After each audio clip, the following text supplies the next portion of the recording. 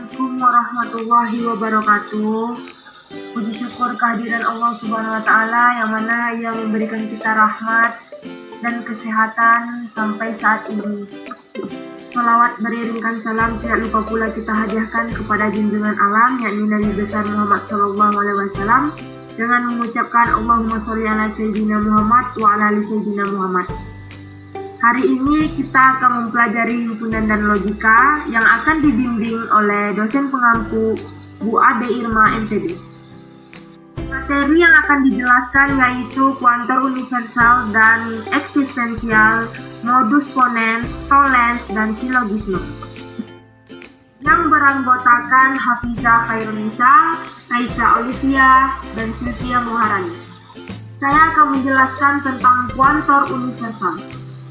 Pernyataan dengan kuantor universal ditandai dengan penggunaan kata setiap atau semua. Misalkan, sebuah pernyataan terbuka PX adalah pegawai memiliki kemampuan membaca yang baik. Pernyataan berkuantor universal menjadi semua pegawai memiliki kemampuan membaca yang baik. Adanya kata semua pada sebuah pernyataan menjadi karakteristik dari pernyataan kuantor universal.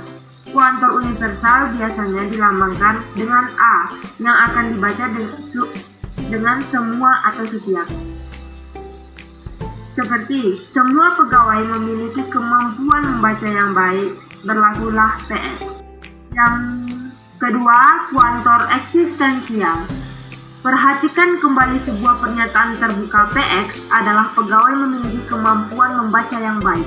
Pernyataan berkuantor eksistensial beberapa pegawai memiliki kemampuan membaca yang baik. Kata beberapa pada sebuah pernyataan menjadi karakteristik dari pernyataan dengan kuantor eksistensial. Sebuah pernyataan dengan kuantor eksistensial memiliki karakteristik adanya kata ada, beberapa, terdapat, atau kata-kata yang semakna lainnya. Kuantor eksistensial dilambangkan dengan E terbalik. Ingkaran pernyataan berkuantor. Kuantor universal dan eksistensial memiliki hubungan saling berkebalikan. Bentuk ingkaran dari kuantor universal adalah kuantor eksistensial. Begitu juga untuk ingkaran dari kuantor eksistensial adalah kuantor universal. Secara umum, bentuk ingkaran dari semua P adalah terdapat ingkaran C. Sedangkan bentuk ingkaran dari beberapa P adalah semua ingkaran C. Contoh ingkaran pernyataan berkuantor universal. Pernyataan berkuantor, semua kucing memiliki penglihatan yang baik di malam hari. Ingkaran, beberapa kucing tidak memiliki penglihatan yang baik di malam hari. Pernyataan berkuantor seperti berikut. Contoh ingkaran pernyataan berkuantor eksistensial. Pernyataan berkuantor, beberapa siswa mendapat nilai matematika yang sempurna pada ujian akhir kali ini. Ingkaran, semua siswa tidak mendapat nilai matematika yang sempurna pada ujian akhir kali ini. Pernyataan berkuantor dapat dilihat di bawah ini. Selanjutnya tentang modus ponens. Penarikan kesimpulan modus ponens mengikuti aturan kesimpulan yang sah. Untuk jika P maka Q dan P maka Q harus benar.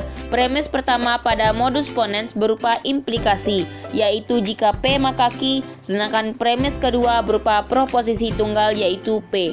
Kesimpulan yang sah dari argumen tersebut berupa proposisi tunggal yaitu Q. Sebagai contoh diketahui dua premis, jika hari ini langit mendung, maka hari ini akan hujan, dan hari ini langit mendung. Modus ponens, premis pertama yaitu P menuju Q, premis kedua P, jadi kesimpulannya adalah Q. Contohnya premis pertama, jika hari ini langit mendung, maka hari ini akan hujan. Premis kedua, hari ini langit mendung, jadi kesimpulannya adalah hari ini akan hujan. Kesimpulan yang sah dari argumen tersebut menurut metode penarikan kesimpulan modus ponens adalah hari ini akan hujan. Baiklah, selanjutnya mengenai modus tolens.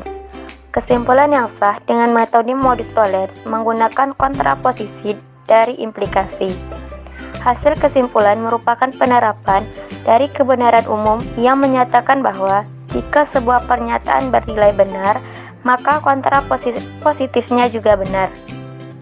Sebagai contoh, diketahui dua premis jika hari ini langit mendung, maka hari ini akan hujan, dan hari ini tidak akan hujan.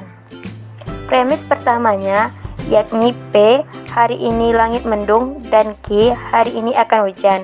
Premis 1, P maka Q. Premis kedua berupa sebuah proposisi tunggal bernilai benar, yaitu hari ini tidak akan hujan.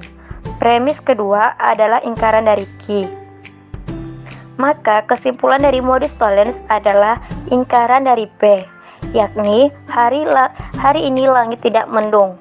Maka kesimpulan yang sah dari argumen tersebut menurut metode penarikan kesimpulan modus tollens adalah hari ini langit tidak mendung.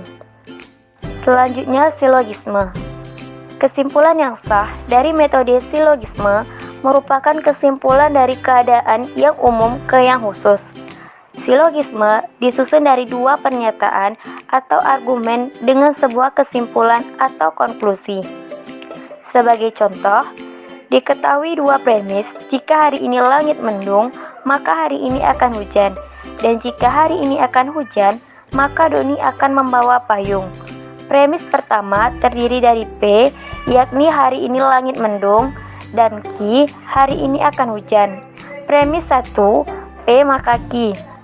Premis kedua terdiri dari dua proposi tunggal, yakni Q, hari ini akan hujan, dan R, Doni membawa payung. Maka kesimpulan dari silogisme P maka R.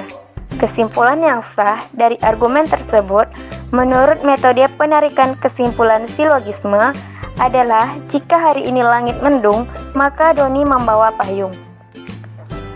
Adapun kesimpulan dari materi kali ini yakni pernyataan dengan kuantor universal ditandai dengan penggunaan kata setiap atau semua.